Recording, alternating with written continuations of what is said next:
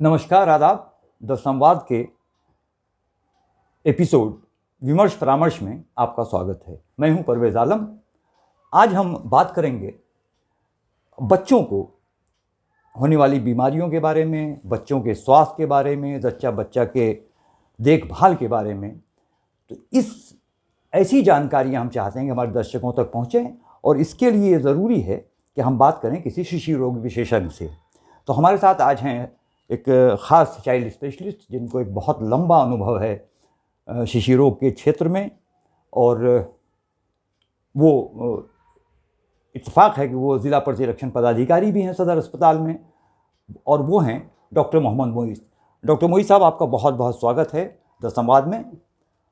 आज हम बच्चों की सेहत पे बात करेंगे, क्योंकि आपके पास एक लंबा अनुभव है, काफ़ी लंबे समय से आप पीडियाट्रिशियन हैं, चाइल्ड स्पेशलिस्ट हैं, शिशु रोग विशेषज्ञ जिसको कहते हैं हम।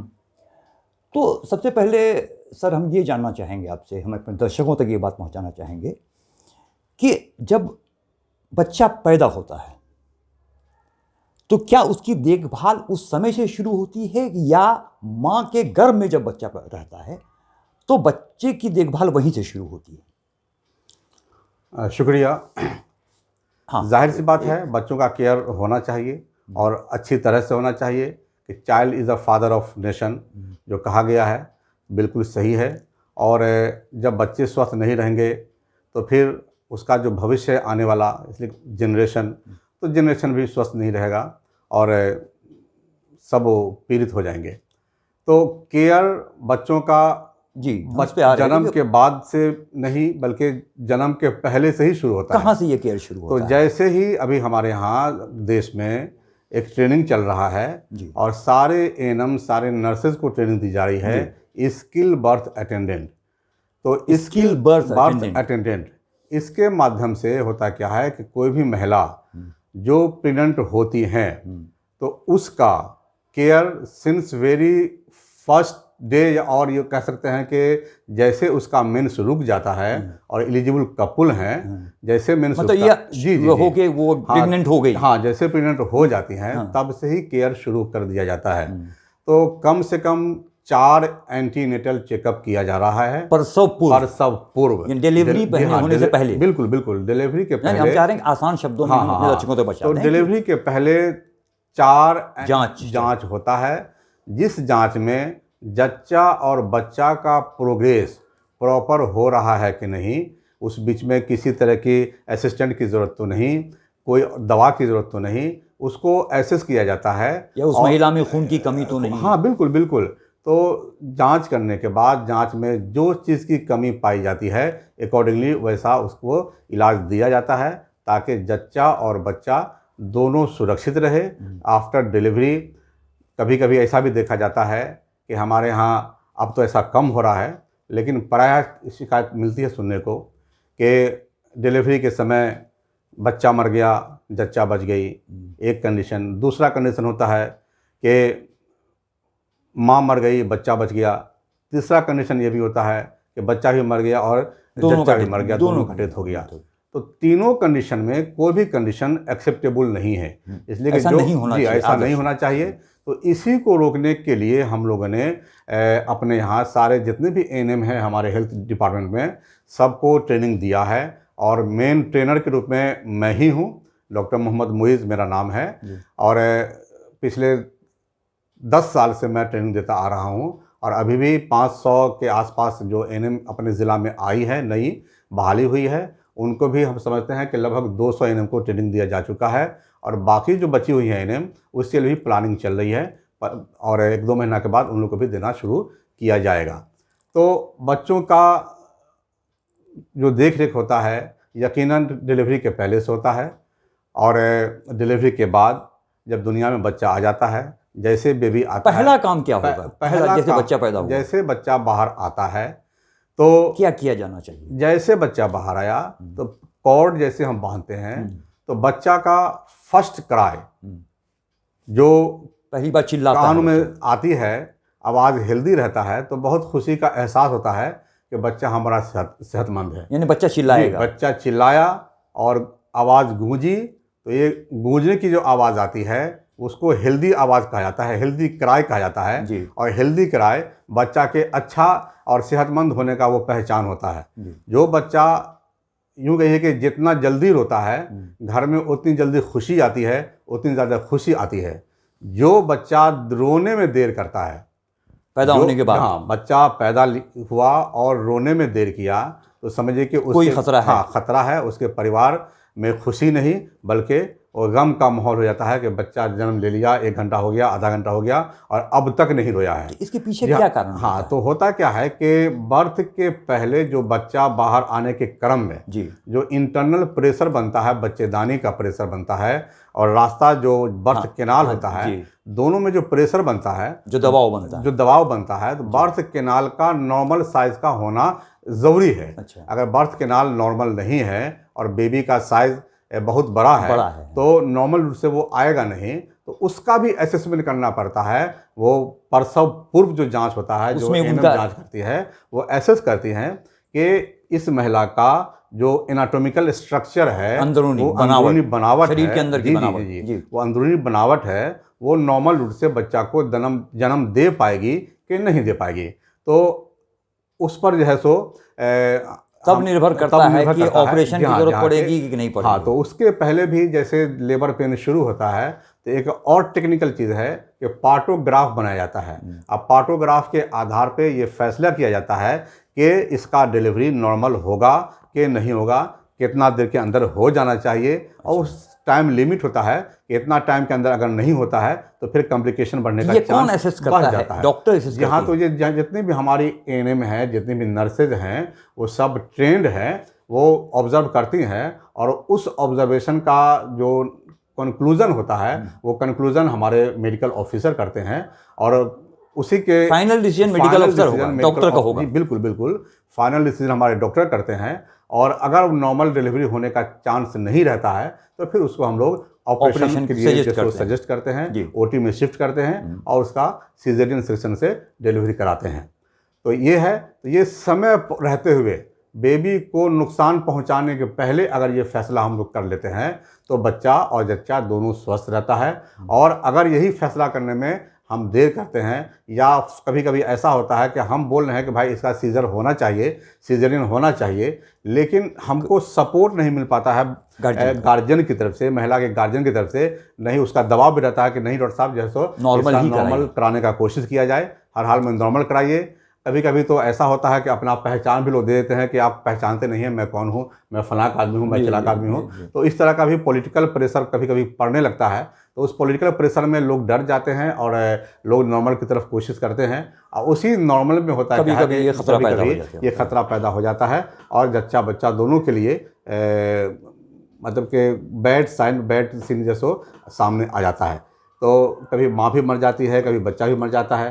तो हम ये आपके माध्यम से, संवाद के माध्यम से आम जनों तक ये अपना अपील पहुंचाना चाहते हैं कि आप अवश्य आए। हर डिलीवरी इंस्टीट्यूशनल होना चाहिए, हॉस्पिटल में, बिल्कुल संस्था में होना चाहिए। हाँ, और संस्था में जब आप आते हैं तो आप जान लीजिए कि संस्था में सब के सब ट्रेंड होते हैं। हमारे जो नर्सेज होती हैं, जो डॉक्टर होते हैं, सब ट्रेंड होते हैं और उस वक्त जो आपको मशवरा दिया जाता है उस मशवरा को आप अवश्य माने। और जब इसी मशवरा को मानने में आपकी भलाई है, आपके जच्चा और बच्चा दोनों की भलाई है। अस्पताल में जब भी आते हैं तो अस्पताल के जितने भी हमारे स्टाफ हैं जो आपको अच्छा मशवरा देते हैं उसकी बात को मानिए और फ़ायदा उठाइए। अच्छा डॉक्टर साहब, ये बताइए कि बच्चे की फीडिंग को लेकर एक सवाल होता है कि बच्चे को पैदा होने के बाद कहीं अलग अलग परंपरा है, कहीं है शहद चटाया जाता है, कहीं कुछ तरह अलग अलग चीज़ें हैं। तो क्या सबसे उपयुक्त है, बच्चा जब पैदा होता है तो क्या उपयुक्त है, उसको क्या दिया जाना चाहिए? माँ का दूध और सिर्फ माँ का दूध 6 महीना तक। ये कितने दिनों तक? 6 महीना तक माँ के दूध के अलावा बच्चा को कुछ नहीं देना है, पानी भी नहीं देना है। इसलिए कि दूध में पानी का मिकदार बहुत ज़्यादा होता है, पानी उसमें मिला हुआ है।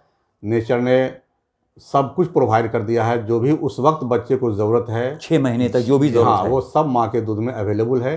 इसलिए बाहर से ना शहद दें ना पानी दें। अक्सर बेशर हम यहाँ देखते हैं कि चाय भी पिलाया जाता है, गाय का दूध भी पिलाया जाता है, बकरी का दूध भी पिलाया जाता है। तो मैं संवाद के माध्यम से आप सभी अररिया वासियों से अपील करता हूँ कि जब बच्चा जन्म लेता है तो बच्चा के लिए अल्लाह ताला, गॉड, खुदा, भगवान सब कुछ माँ के शरीर में देते हैं। माँ के दूध के माध्यम से बच्चा को मिल जाता है, इसलिए बाहर से कुछ ना दें। अगर बच्चा को स्वस्थ रखना चाहते हैं, जच्चा को स्वस्थ रखना चाहते हैं, तो सिर्फ माँ का दूध दें। माँ का दूध बच्चा को पिलाने में माँ को भी फ़ायदा होता है और बच्चा को भी फ़ायदा होता है।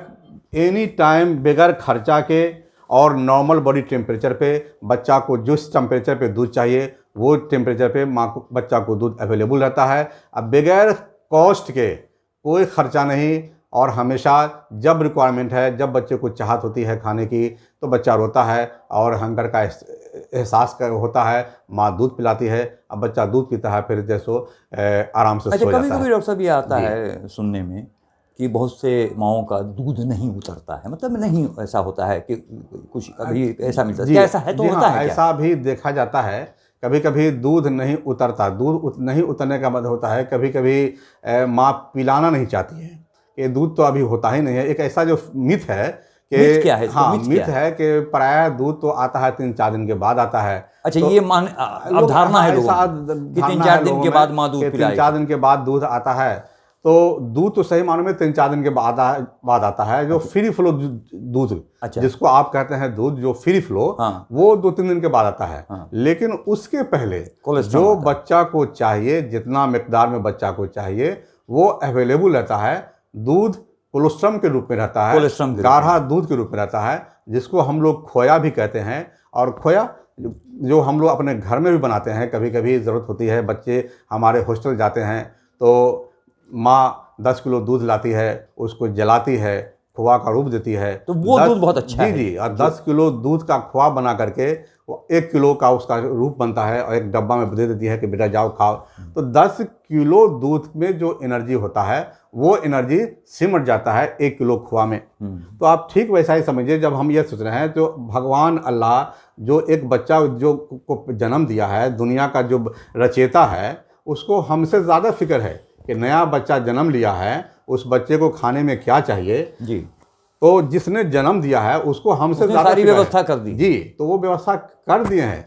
उस वक्त बच्चे को फ्री फ्लो दूध की ज़रूरत नहीं होती है। अच्छा। कोलेस्ट्रॉल की ज़रूरत होती है। दूध बनता है, हाँ, कभी कभी कोई मेडिकल प्रॉब्लम अगर है तो वो अलग बात है। तो वो बहुत लेकिन नॉर्मली इसकी ज़रूरत नहीं पड़ती है। अगर माँ चाहती है अपना दूध पिलाना, तो जन्म होने के बाद बच्चा को साफ़ सुथरा कर दिया जाता है, माँ को भी साफ़ सुथरा कर दिया जाता है, और हम समझते हैं कि 1 घंटा के अंदर में माँ के दूध से बच्चा को लगा देना चाहिए, जो बहुत ही अच्छा माना जाता है। जितना जल्दी बच्चा माँ के दूध को अपने मुंह से लगाता है, उतना जल्दी और उतना ज़्यादा दूध का बनना शुरू होता है। अच्छा सर, ये बताइए कि ये दूध पिलाने को ड्यूरेशन फिक्स है कि नहीं? बच्चा जब उसको भूख लगी वो दूध पिएगा, उसको पिलाया एक तो है कि डिमांड फीडिंग है कि बच्चा को जब भूख लगी दूध पिला दीजिए, ठीक है।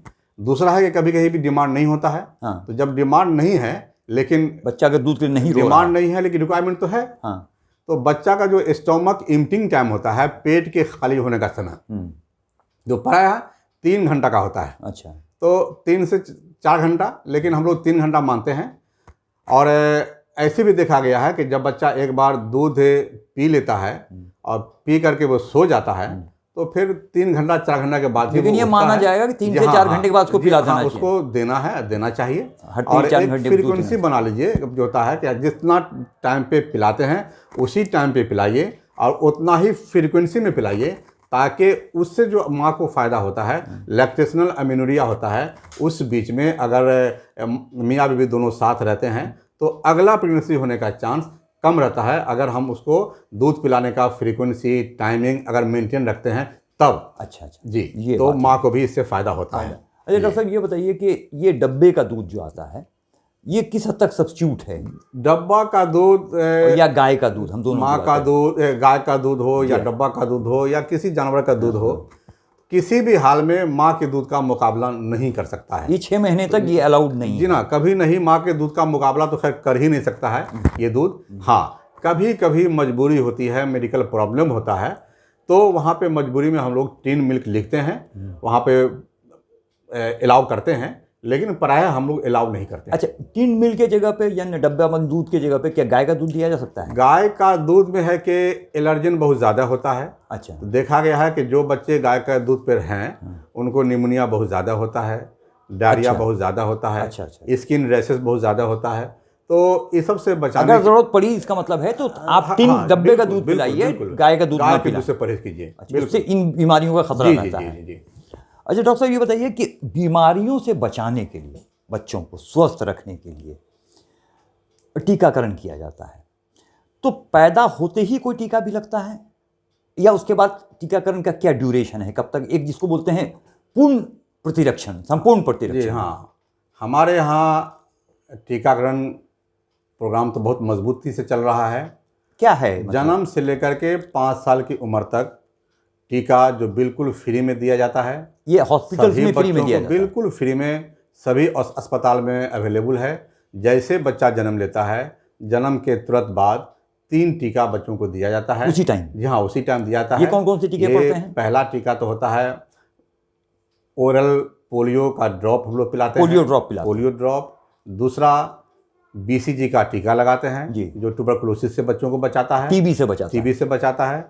और तीसरा हेपेटाइटिस B का भी डोज हम लगाते हैं। वो पैदा होने से न्यूबॉर्न नवजात शिशु at the time of birth ये टीका या विदिन 24 आवर्स ऑफ बर्थ हम लोग लगा देते हैं, ये टीका लगा देते हैं। उसके बाद 1.5 महीना का बच्चा जब हो जाता है जी, तो फिर हम लोग का टीकाकरण शुरू होता है। वो DPT का होता है, पेंटावेलेंट DPT, पेंटावेलेंट अभी आजकल अब पेंटावेलेंट के नाम से आ गया है। अच्छा। जब पेंटावेलेंट में 5 टीका होता है, उसमें 5 टीका होता है। जैसे DPT भी होता है, DPT डिप्थीरिया, पर्टूसिस, टेटनस, हिब होता है, अच्छा। Haemophilus influenza type B। ये भी एक बीमारी है? हाँ, ये भी एक बीमारी है। अच्छा। जो बैक्टीरिया है, बैक्टीरिया के कारण जो बीमारी होती है, तो उसके अगेंस्ट में भी टीका हमारे यहाँ अवेलेबल है। और फिर 5वां टीका है हेपेटाइटिस B। तो ये 5 टीका एक ही इंजेक्शन में कंबाइंड आ गया है पेंटावेलेंट के नाम से, पेंटावेलेंट के नाम से, कि एक ही पिक में 5 हम लोग दे देते हैं। तो बहुत ही आसान हो गया है, बच्चों को पेन भी कम होता है, तकलीफ भी कम होती है। 1.5 महीने के बाद पड़ जाता है? 1.5 महीना के बाद पड़ता है ये पेंटावेलेंट पड़ जाता है। पेंटावेलेंट। फिर अब रोटा वायरस भी आ गया है जो बच्चों को डायरिया से बचाता है। ये कब पड़ता है? 1.5 महीना से शुरू होता है। वहीं से शुरू होता है? 1.5 महीना से शुरू होता है। 6 महीना के अंदर में ये टीका हम लोग को दे देना होता है।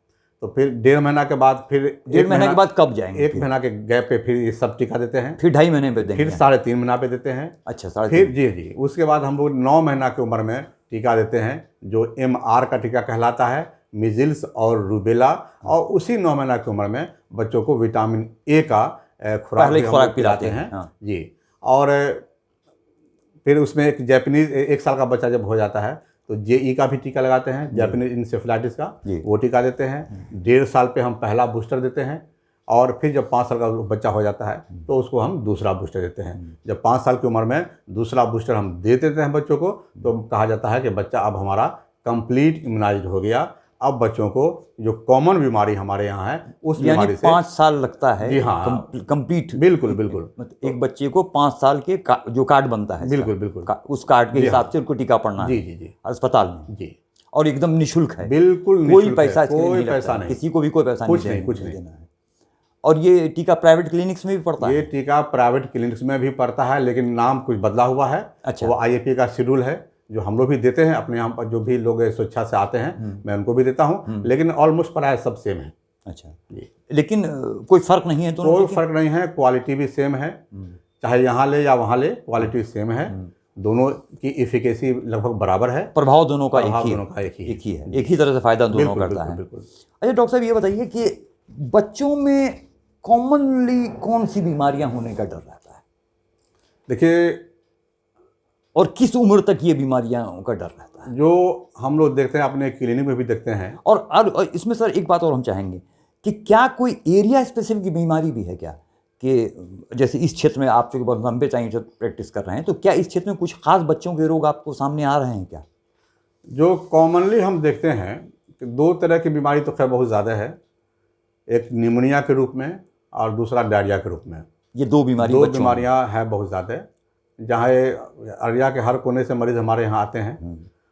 तो प्राय ये अक्सर जो बच्चे आते हैं यही 2 बीमारी लेकर के आते हैं। बाकी और भी बुखार का है तो बुखार का भी, टाइफाइड है, मलेरिया है, और बहुत सारा रिलेटेड, बुखार से रिलेटेड बीमारी सब होती हैं, लेकिन ये अनकॉमन है, ज़्यादा नहीं है। हाँ। लेकिन ज़्यादा जो हम देखते हैं अपने क्लिनिक में वो डायरिया और निमोनिया। जी जी, जो फेफड़े की बीमारी, फेफड़े की बीमारी होती है, डायरिया जो आंत की बीमारी होती है। और दोनों से बचाव के लिए टीका अवेलेबल है, सरकारी अस्पताल में भी अवेलेबल है, प्राइवेट क्लिनिक में भी अवेलेबल है।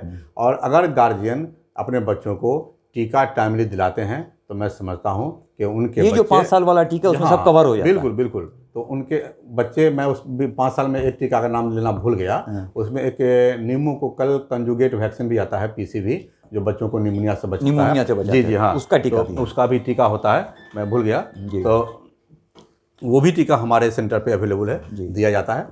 तो अगर जो बच्चे अपना टीका ले लेते हैं, जो गार्जियन मुस्तैदी से अपने बच्चों को टीका दिलाते हैं, मैं समझता हूँ कि उसके बच्चे स्वस्थ रहते हैं और स्वस्थ रहना भी चाहिए। तो इसी संवाद के माध्यम से मैं अपील करता हूँ आम लोगों से कि जो भी बच्चे आपके घर में जन्म लेते हैं उनको सरकारी अस्पताल में, आपके नज़दीकी अस्पताल जो भी हैं, वहाँ जाएं और पूरा टीका का मुफ्त में फ़ायदा उठाएं और अपने बच्चों को स्वस्थ रखें। डॉक्टर मोहित साहब, हमारे पास जो एक जानकारी है, जो जाहिर सी बात है आप ही लोगों के द्वारा ये जानकारी हम तक पहुंचती है कि इस ज़िले में एक कुपोषण एक बहुत बड़ी समस्या है। कुपोषण, माल न्यूट्रिशन जो है एक बड़ी समस्या है। इसके पीछे क्या कारण है, और माल न्यूट्रिशन अगर हो जाए, बच्चा कुपोषित होगा तो इसको किन बीमारियों का डर रहता है या क्या हो सकता है उसकी लाइफ में? कि माल न्यूट्रिशन का क्लियर कट कारण है पुअर फीडिंग, माल न्यूट्रिशन, इम्प्रॉपर फीडिंग। इसको सरल भाषा में कैसे कहेंगे? मतलब सरल भाषा में क्या कहेंगे? खाना उचित नहीं मिलना, संतुलित आहार नहीं मिलना। ये गरीब परिवार के लिए मुमकिन है क्या वो संतुलित आहार देगा? संतुलित आहार का नहीं मिलना यही माल न्यूट्रिशन को बढ़ावा देता है।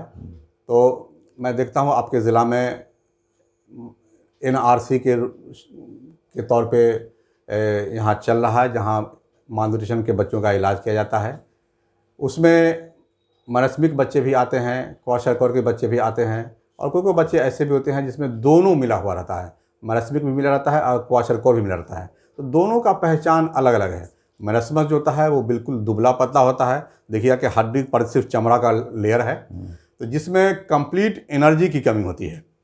जो बच्चे मैरस्मिक होते हैं उसमें कंप्लीट एनर्जी, जो एनर्जी पर डे का रिक्वायरमेंट है बच्चों का, भोजन के द्वारा मिलना चाहिए, वो एनर्जी बच्चों को नहीं मिल पा रहा है, और उसके चलते बच्चे दुबले हो जाते हैं, और काफ़ी दुबले हो जाते हैं, जो एक माल न्यूट्रिशन का रूप बन जाता है और मैरस्मिक का केस हो जाता है। तो इसमें कंप्लीट एनर्जी की कमी होती है। दूसरा टाइप होता है क्वाशरकोर, जिसमें प्रोटीन की कमी होती है। अच्छा। और प्रोटीन का जो डिमांड है वो पूरा नहीं हो पाता है। बाकी फैट, कार्बोहाइड्रेट मिल जाते हैं, लेकिन प्रोटीन का डिमांड पूरा नहीं हो पाता है, जिसके चलते बच्चों में ये दोनों चीज़ें मिलती रहें बच्चों को। तो क्या आहार देना होगा बच्चों को? सबके घर में मौजूद है, चाहे वो पैसा वाला हो, चाहे वो गरीब हो। जो भी खाना आप खाते हैं, दाल रोटी खाइए, दाल भात खाइए, हरी सब्जी खाइए, साग खाइए। बच्चों को ये सब खिला सकते हैं? खिला सकते हैं, बिल्कुल खिला सकते हैं। जो बच्चे अच्छा, बच्चों की फीडिंग जो है, बाहरी फीडिंग कई साल से शुरू हो जाए? 6 महीने के बाद? 6 महीना के बाद आप बाहर का खाना जो सेमी लिक्विड आता है वो आप दे सकते हैं। फिर 1 साल में बच्चों का दांत भी आने लगता है, तो चबाने के लायक हल्का सेमी लिक्विड जो चबाने जैसे के क्रम में जो अच्छा से गला करके खिचड़ी बना दीजिए, खिचड़ी को घाट दीजिए। ये सब रोटी को आप दाल में मिक्स दे, रोटी का पपड़ी को दाल में मिला दीजिए, अब वो बच्चा खिलाइए, जो बच्चा आसानी से खा सकता है, चबा सकता है। और ग्रेजुअली जैसे बच्चों को दांत आने लगता है, तो दांत का काम है चबाना, काटना। तो जब उस एज ग्रुप में आता है तो सब कुछ खाना शुरू कर देता है। लेकिन 6 महीना के बाद माँ के दूध से बच्चों का रिक्वायरमेंट पूरा नहीं होता है, तो उसको बाहर से थोड़ा बहुत देना पड़ेगा। थोड़ा बहुत देते हैं और देना भी चाहिए। जी। तो माल न्यूट्रिशन से बचाने के लिए, कुपोषण से बचाने के लिए कोई एक्स्ट्रा आहार की जरूरत नहीं, जो घर में उपलब्ध है, भरपेट खाना चाहिए। यानी दाल से प्रोटीन मिलेगा उसको, दाल खिलाइए, हरी सब्जी खिलाइए। एनर्जी का रिक्वायरमेंट कहाँ से मिलेगा उसको? बिल्कुल दाल में प्रोटीन ज़्यादा है। हाँ। मिलता है। आप भात खिलाते हैं, भात में कार्बोहाइड्रेट बहुत ज़्यादा है, कार्बोहाइड्रेट एनर्जी का रिच सोर्स है।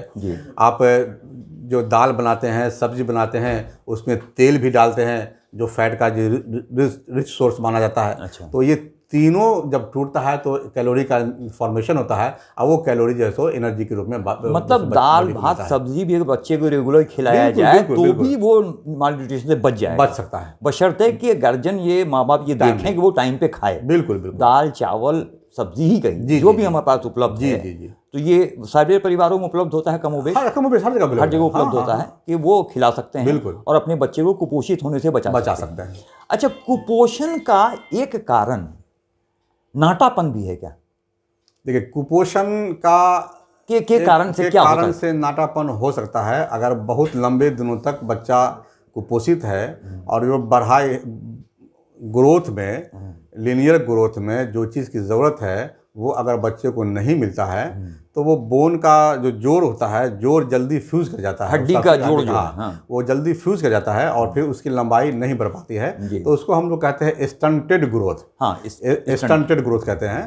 तो होता है अगर लंबे दिनों तक उसके माल न्यूट्रिशन को केयर नहीं किया गया तो ऐसा देखा जाता है, ऐसा मिलता है। और एक खास आयु के बाद फिर वो माल न्यूट्रिशन उसका मुक्ति नहीं हो सकती उसके नहीं, जो इरिवर्सिबल चेंजेस हो गया फिर उसको हम लोग नहीं बचा सकते। मतलब ये 5 साल बहुत अहम है बच्चों की देखभाल में या उसके ग्रोथ में, विकास में। ये 5 साल बहुत अहम है कि 5 साल के लिए हम उसको उसके आहार पे पूरा ध्यान दें ताकि वो बच्चा कुपोषण से बचे। फिजिकल और मेंटल ग्रोथ का भी दोनों, शारीरिक और मानसिक दोनों विकास होगा, दोनों विकास हो। इसके लिए जरूरी है कि हम उसको आहार पे ध्यान दें। जी जी। जो भी हमारे पास उपलब्ध खाना है, दाल चावल सब्जी, उसको खिलाएं, हरे पत्ते की सब्जी, ये सब उसको खिलाएं। अच्छा, ये बच्चों के और कौन सी स्पेसिफिक बीमारियां हैं? जैसे बहुत कुछ बच्चों में शायद देखने को मिल जाए, जैसे अभी आप एक बच्चे को देख रहे थे तो आपने एक शंका जताई कि एक दिल में इसका सुराख हो सकता है। ये बच्चों में काफ़ी सुन रहे हैं। जी हाँ, बीमारियां तो अनेक हैं और बच्चों में हार्ट का प्रॉब्लम है। कभी कभी होता है क्या कि हार्ट में छेद रहता है कुछ, जो जिस छेद को बंद हो जाना चाहिए बंद डिलीवरी के पहले और डिलीवरी के जस्ट बाद, तो वो छेद रह जाता है कभी कभी। तो जाहिर सी बात है कि वो जब बच्चे के डॉक्टर के पास पहुंचते हैं तो उनका डायग्नोसिस वहीं पे होता है और शंका जाहिर की जाती है और उसी शंका के आधार पे उसका जांच किया जाता है और जांच में कंफर्म होता है कि फलाने को जैसे फलाना प्रॉब्लम है। तो हार्ट में छेद वो एसडी के रूप में हो, चाहे VSD के रूप में हो, या PDA के रूप में हो, या फिर टेट्रालॉजी ऑफ फैलेट के रूप में होता है, इस तरह का प्रॉब्लम बच्चों में मिलता है। अक्सर और बेशतर तो नहीं मिलता है लेकिन मिलता है। जी जी। तो बच्चों को क्या व्यवहार ऐसा लगे माँ बाप को, मान लिया बच्चा बोल नहीं सकता है, ठीक, अभी वो बोलने की स्थिति में नहीं है, उसके व्यवहार में क्या ऐसा परिवर्तन देखे कि माँ बाप को सचेत होना चाहिए कि मेरे बच्चे के साथ कुछ प्रॉब्लम है?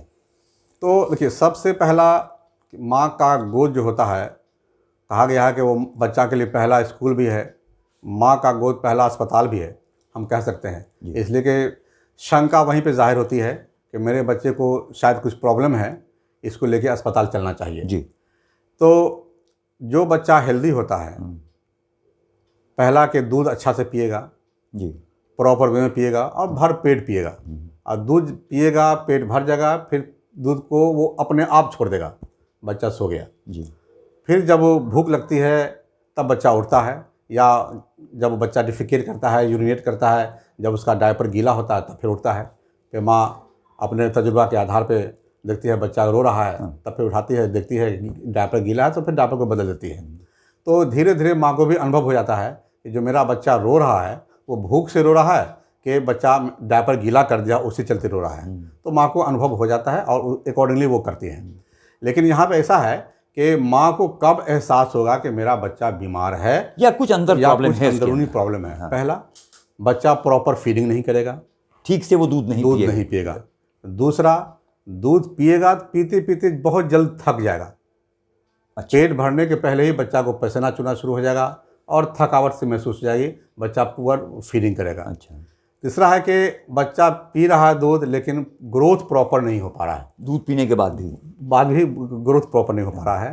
तो अगर इस तरह का प्रॉब्लम है तो माँ सचेत हो जाती हैं कि लगता है कि बच्चे में कोई प्रॉब्लम है, उनको किसी डॉक्टर को दिखाना चाहिए, लेना चाहिए। तो पहुँचती है, जाते हैं, तो फिर जांच होता है, तो जांच के क्रम में जो भी होता है वो प्रॉब्लम। अच्छा, ये भी होता है क्या कि बच्चा अगर 2-3 दिन से पेशाब नहीं कर रहा है या डिफिकेट नहीं कर रहा है, उसको पैखाना नहीं हो रहा है, तो ये भी कोई एक सचेत करने की चीज़ है क्या? पेशाब तो होना चाहिए। बच्चा के जन्म के बाद की बात कर रहे हैं या उसके नहीं, बाद उसके बाद की कर रहे बात कर रहे हैं हम नॉर्मल। हैं? हाँ, तो पेशाब का 2 दिन नहीं होना ये तो बहुत ही गड़बड़ है। मतलब ये भी एक संकेत देता है कि कई गड़बड़, पेशाब तो होना चाहिए या मोशन उसको नहीं हो रहा है। हाँ, पखाना जहाँ तक सवाल है तो बच्चा 3 दिन में भी पखाना करता है, 4 दिन में पखाना करता है, और 1 दिन में 3 बार भी पखाना करता है, 4 बार भी पखाना करता है, तो वो प्रॉब्लम नहीं है।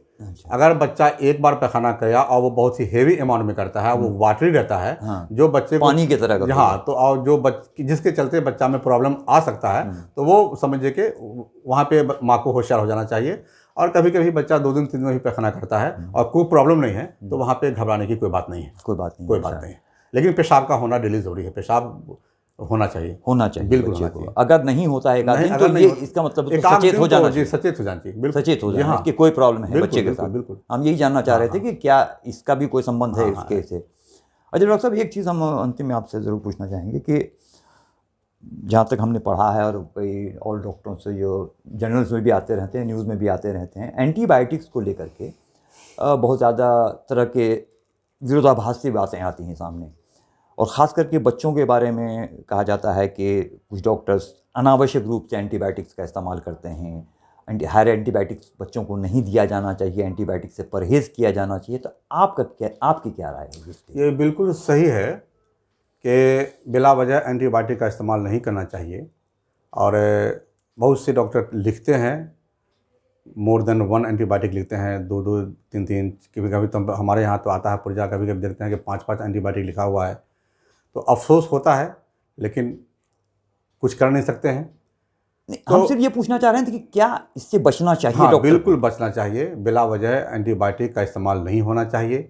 जहाँ पे ज़रूरी है उतना ही बच्चों को ज़रूरी होता है कभी एंटीबायोटिक? होता है, मतलब अगर इन्फेक्शन हो गया है, बैक्टीरियल इन्फेक्शन है जिससे बचाना ज़रूरी है, तो वहाँ पे आप एंटीबायोटिक का इस्तेमाल करें, और जो स्पेसिफिक एंटीबायोटिक है उसी का इस्तेमाल करें। जो सेफ़ एंटीबायोटिक है, जो बच्चों को किडनी का नुकसान नहीं पहुंचा सके और भी लीवर का नुकसान नहीं पहुंचा सके, और भी बहुत सारे सिस्टम हैं, सिस्टम को सेफ रख सके, वैसा ही एंटीबायोटिक का इस्तेमाल करना चाहिए। बिला वजह आप किसी भी चीज़ का इस्तेमाल करेंगे तो वो फ़ायदा के बजाय नुकसान ही पहुंचाएगा। वो चाहे अभी ये पता ना चले, लेकिन लॉन्ग टर्म में वो नुकसान पहुंचा सकता है। मैं आपके माध्यम से, संवाद के माध्यम से, मैं अपने साथियों से भी अपील करना चाहूँगा कि भाई आप बिला वजह एंटीबायोटिक का इस्तेमाल ना करें, और जो ज़रूरत है, जितना ज़रूरत है उतना ही इस्तेमाल करें, ताकि आपका बच्चा आपका सुरक्षित रह सके और उसका भविष्य भी सुरक्षित रह सके।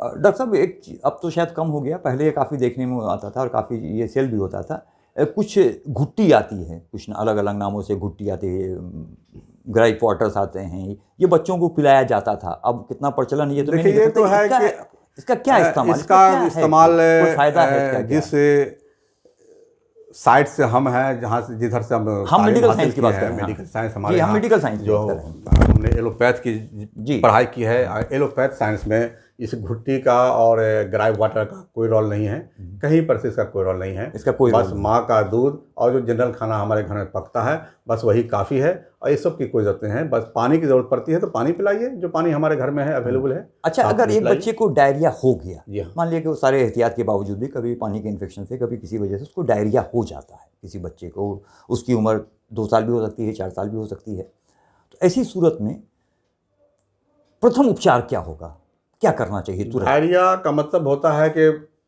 नीचे से पानी का बहना, पानी का नुकसान होना।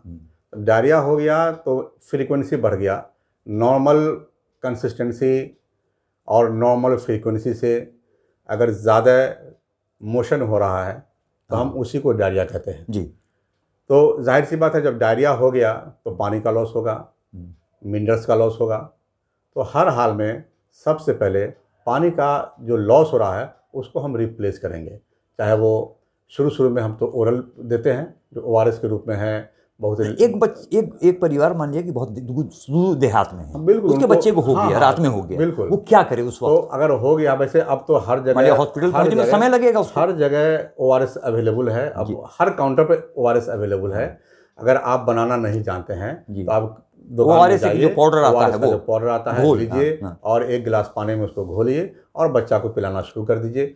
और साथ साथ सादा पानी भी पिलाने में आपको प्लेन वाटर, प्लेन वाटर हाँ। पिलाने में संकोच नहीं करना चाहिए, इसलिए कि मैक्सिमम जो डायरिया होता है वो आइसोटोनिक टाइप का डायरिया होता है, जिसमें बच्चे सादा पानी पीना पसंद करते हैं और ORS पीना पसंद नहीं करते हैं। तो अक्सर देखा जाता है कि माँ हमारे यहाँ आती है और कहती है, डॉक्टर साहब देखिए ना, ये वाला पानी पिलाते हैं ना तो बच्चा पी लेता है और फेंक देता है, उल्टी तुरंत हो जाता है, और ये वाला पानी पिलाते हैं तो बच्चा खूब पीता है। तो हम उसको यही कहते हैं कि बच्चा के चॉइस पर आप छोड़ दीजिए। अगर वो सादा ही पानी जो पानी पीना पीना चाहता है आप समझ जाइए कि उसी पानी की बच्चे को ज़रूरत है, और जो पानी मुंह में लेके फेंक देता है समझिए कि उस पानी की बच्चे को ज़रूरत नहीं है।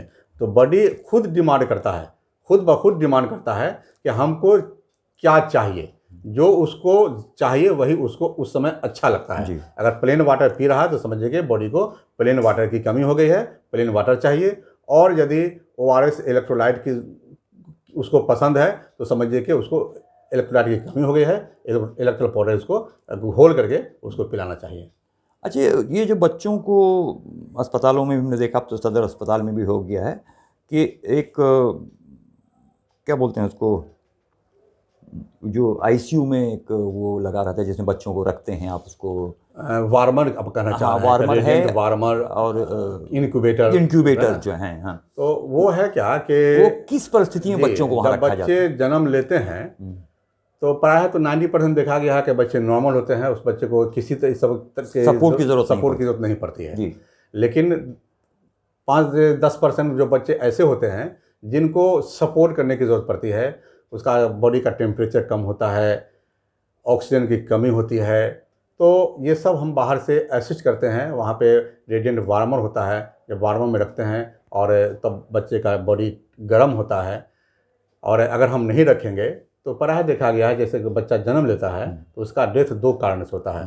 पहला हाइपोथर्मिया से होता है, यानी कि टेम्परेचर की कमी हो गई, टेम्परेचर बहुत ठंडा हो गया और बच्चा मर गया। और दूसरा होता है हाइपोग्लाइसीमिया से, यानी कि ग्लूकोज की कमी से। तो अगर माँ के दूध से बच्चा को तुरंत लगा देते हैं तो बच्चा को माँ का दूध भी मिल जाता है, तो ग्लूकोज भी मिल गया, हाइपोग्लाइसीमिया से भी बच्चे को हम बचा दिए।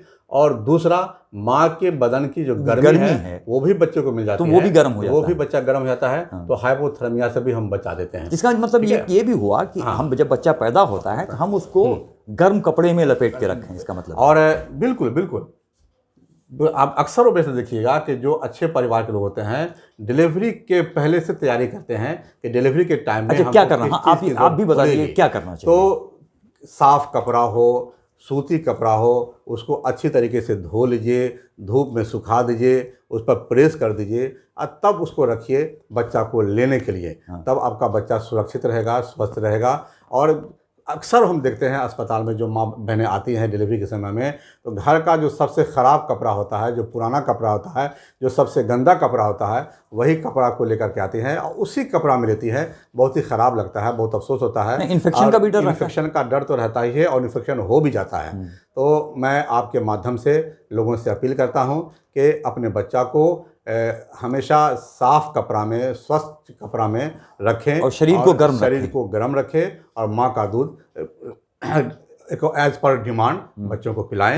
ये जैसो बच्चों की सेहत के लिए बहुत अच्छी चीज़ है। ये बहुत ज़रूरी है कि बच्चे को गर्म इसमें लपेट के रखा जाए। बिल्कुल बिल्कुल। अच्छा, इंक्यूबेटर में कितनी देर तक नॉर्मली रखते हैं? वो डिपेंड करता है कि बच्चे का स्टेटस कैसा है। अच्छा, अगर बच्चा को बहुत ज़्यादा प्रॉब्लम नहीं है तो हम अक्सर देखते हैं कि ज़्यादातर बच्चे को 1 घंटा अगर गर्मी देते हैं तो बच्चा ठीक हो जाता है, गर्म हो जाता है और फिर माँ के गोद में रहने के लायक हो जाता है। कुछ बच्चे ऐसे भी होते हैं जो बहुत ज़्यादा गंभीर होते हैं, तो 2-4 दिन तक उसको रखना पड़ सकता है और 2-4 दिन के बाद जाके उसका जो सेटअप होता है वो धीरे धीरे वो तैयार होता है अब बाहर रहने के लायक।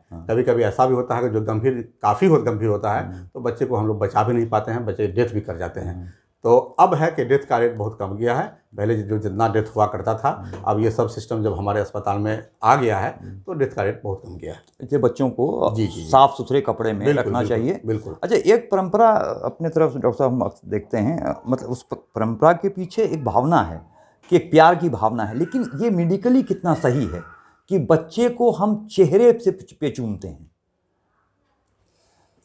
तो क्या ऐसे करने से एक कोई संक्रमण का खतरा रहता है क्या? देखिए, ऐसा है क्या कि हमारे समाज में ऐसा हम लोगों से पूछते भी हैं कि भाई ऐसा क्यों आप लोग परमिट करते हैं कि सब लोग आते हैं, अपने गोद में लेते हैं, बच्चों को चूमते हैं और अपना लोरी भी सुनाते हैं।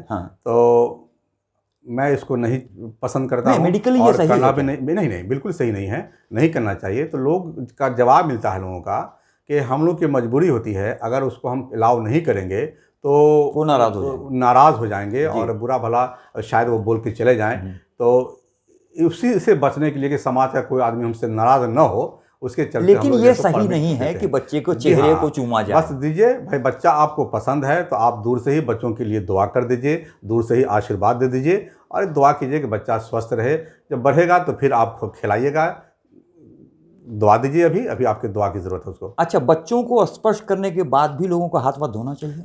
स्पर्श करने के पहले तो हाथ ज़रूर धोना चाहिए, ये ज़रूरी है। स्पर्श करने के बाद छूने तो से पहले बात की बात है, छूने के पहले आप अवश्य हाथ धोएं। और बच्चों के साथ जब आप जो भी उसका नेचुरल कॉल होता है, वो डिफिकेट करता है, यूरिनेट करता है, तो ये सब को साफ सुथरा करने के बाद भी आपको अपना हाथ को साफ करना चाहिए। बिल्कुल। अच्छा, बच्चे को जन्म के बाद तुरंत नहलाया जाता है क्या?